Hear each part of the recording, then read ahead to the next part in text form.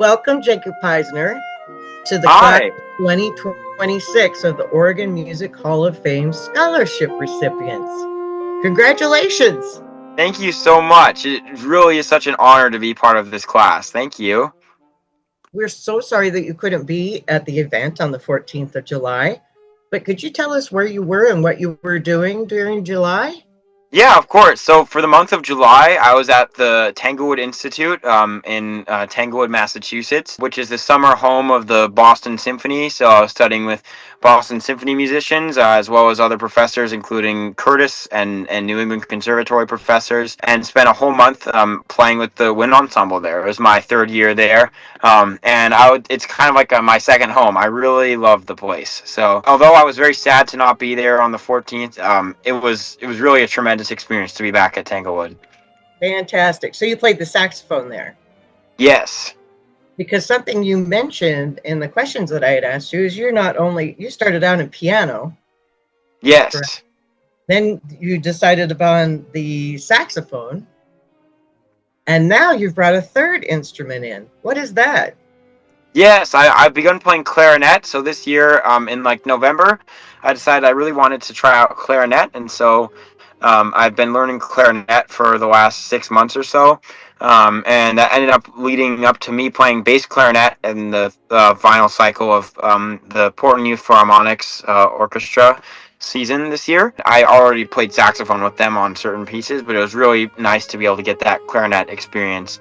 I just really like orchestral music, so just any opportunities to play orchestral music, I love to take. So was it easier taking on the clarinet that you'd already, played a reeded instrument, being the saxophone? Yeah, I would say like it was harder than I thought actually, but it was like it's easier than starting from scratch for sure. Yeah. But I have a lot to still learn. Someone in your family is musical. Who is it that's musical in your family? Yeah, well, my grandmother is musical, so she was a piano teacher for over 40 years of her life. And then my mom played flute. She played flute up through college and beyond. She almost considered being in music, and then she decided to minor in it. And then my dad's side is not musical whatsoever. So I wouldn't say I come from a necessarily like inherently musical family, but I would say that there's enough musical people in my family where that definitely is something that's sort of internalized. I mean, I would say it was more something that I did with my school than with my family, Okay. but they were really supportive of me throughout my journey. I think they did a lot to help me, whether it was driving me to lessons or, enrolling me in like PYP when I was a freshman on saxophone, or just being very supportive of my organic musical journey. They never really tried to interfere. They never really would tell me, "Oh, you need to go practice" or anything like that. Like I did everything sort of on my own, like accord, and so it was a really nice combination of having supportive parents, but also being able to explore it very freely. What do you like to listen to at home? A lot of different things. I like to listen to classical music. This month I listened to probably, gosh, I would say 10 Boston Symphony concerts. Oh my gosh. It was great. Lots of different repertoire. They played like Tchaikovsky's third, fourth, and fifth symphony in back-to-back-to-back days, and then they did what else? They did a lot of pieces by Mozart. They did Marriage of Figaro. Yeah, so like I would say I'm someone who likes to listen to classical music. I also listen to jazz. I think I listen to hip hop a little bit and pop. Like I like to have a very diverse blend of music. Because I think that helps me get a good view of like the world, and also just helps me have different outlets. Like I can't only listen to classical music. I would go crazy if I listened to that every day. And I can't only listen to jazz or like it's with most things in life you have to have balance, and so I would say my taste is pretty balanced. What would be one of your most memorable musical experiences so far? I would say probably my most memorable one was when I played Rhapsody in Blue with the Portland Youth Philharmonic. That was like my first really like high level musical experience, and this was when I was a sophomore in high school. And I played saxophone on that piece, and like it was with Pink Martini. I don't know if you know about them. Oh, yes, The we do. band They're in leader our Hall of Thomas Fame. Lauderdale. Yes. Yeah, and so Thomas Lauderdale was the soloist, and Hunter Nowak as well. And that was just like there were so many like people I looked up to there besides just those two, but just everyone in the orchestra just seemed so like amazing. And I was a little overwhelmed, honestly. It was such a great experience, and then little did I know that I would have so many experience sort of similar to that over the following years at both with PYP and at Tanglewood and in other honor groups and ensembles. You're going to go off to college. I'm going to Stanford University this fall. What will you be studying?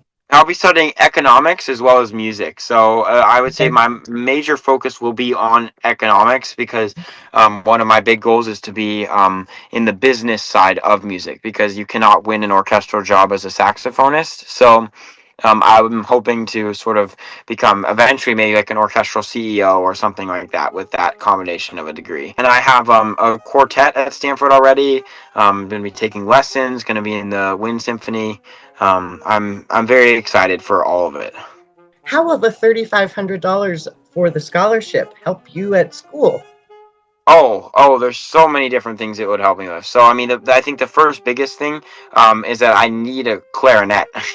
I don't own a clarinet currently, and so I think I will use that along with some of my competition winnings to perhaps purchase a clarinet in college, so I'm able to pursue that dream of mine that I've had for so long. Will you Yeah. get a regular clarinet or a bass clarinet or what? Probably a B flat, yeah, regular soprano clarinet, and Okay. then from there I probably will just use what Stanford has instrument wise, and then if I end up being really like getting good on bass clarinet, we'll see. The other thing is that I want to try and start doing more outreach, so and that sometimes can cost money to be able to do that. So like putting on outreach concerts, or going to different like schools and teaching there. And so I would want to kind of use the resources from the Oregon Music Hall of Fame to be able to do educational and communal outreach events because I think that's one of the most impactful things that you can do with music is to try and touch someone else with the gift of music and to plant a seed in them, as so many people did for me when I was younger. Oh my gosh, Jacob, you put that so beautifully.